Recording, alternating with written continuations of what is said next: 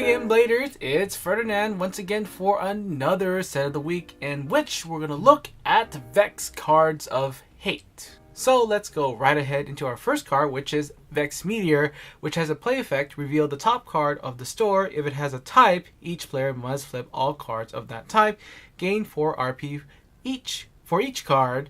Flip this way, maximum 40 RP. Now, this is a kind of hard to achieve, that 40 max RP. I mean, it'd be very good if you can get there, but you need at least a lot of players playing in the game, and you're looking to flip 10 cards. So, hard to achieve, but I think if you just do like at least 5 cards, it'll be great, and that'll just be 20. But if you can get more, that's a pretty accomplishing move. Next is Urunaz, and basically the same thing as Mex Meteor, but instead he'll be doing elements. And basic strategy for this one, of course, 40 is still hard to achieve, but I probably won't put both of these into the same deck. Just focus on one. You will probably get a better chance of getting more RP if you just have at least one, but 2 is, I guess, is okay, but I do recommend just staying with one of them. Next, we have Shards of Hate, and this is an odd card that has an ongoing effect.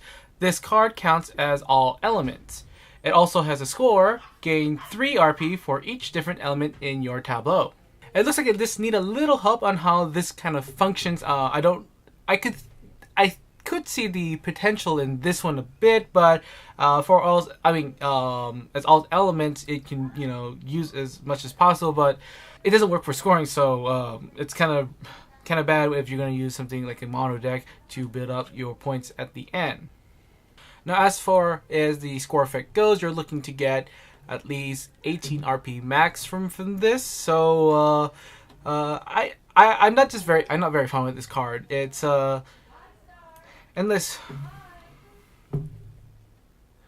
So it does have a score effect that you gain 3 RP for each different element that you have in your tableau, which means you gain a maximum of 18 for a card in the Master Set series. I don't see the good potential for that in here. I see it more of a card that can be played during tournament, but other than that, I'm not very fond of this card. Next, we have Uzume, Grand Concubine. Has a very, very interesting top effect. You may play singles from the aftermarket as long they were in your hand. You gain permanent ownership of any card you play this way. While there are cards in the aftermarket, you cannot play cards from your hand.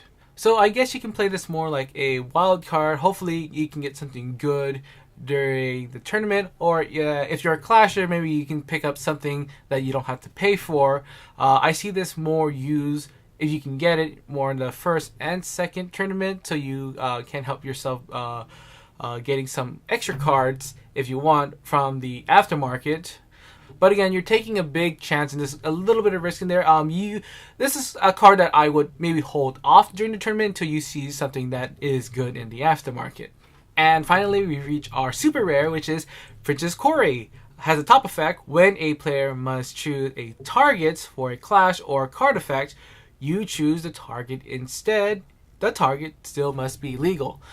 This is an incredible card, and this can give you a lot of control. And it's not just yourself; it's anyone in the tableau. So you just gonna choose it. So if you want to be clashed with, and especially this card's gonna be an 8-star ranking, it's gonna be pretty fun.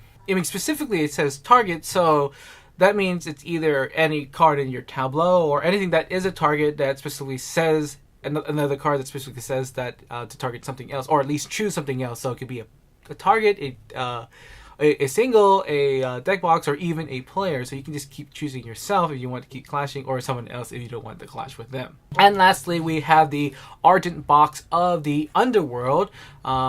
Very weird card because deck box, because it does have 2 elements, which is light and dark. You don't see that much in as a regular set.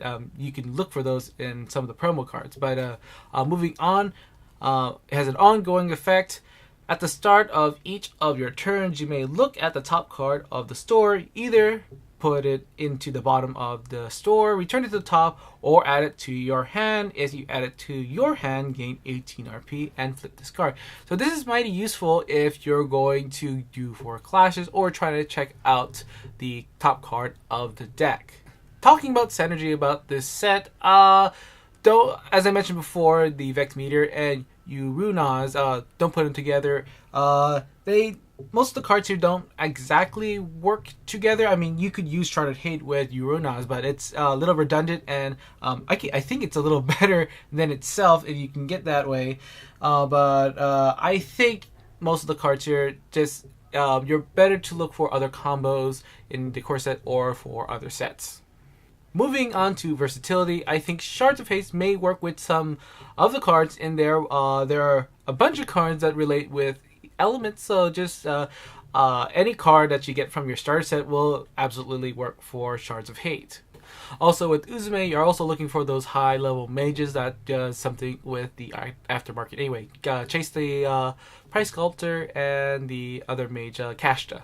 And sets with compatibility, I think you'll be looking right ahead on cards Magica, which does a lot of revealing and looking at the store. You may also look for sets that are based on clashing, like also look for sets that have clashing with which this set supports, which is either a Fist of Steel or even Samurai Modown. Alright, so in summary, I think this is an okay set. I mean, it looks pretty good if you know what you're doing with these cards. I think most of them don't work together as well, so you may have to put this as support cards as another feature when you're making your deck. I also find that Uzume and Princess Cory to be very fun to play with, and it's kind of really cool to see these kind of effects in the game, especially Princess Cory, where you can just mess up everyone's strategy when they are getting into it. And that's all the time I can talk about this set. Anyway, do remember to give me a thumbs up if you found this video helpful, and stay subscribed so you can have the latest on these Millennium Blades videos. So anyway, see you later, Bladers.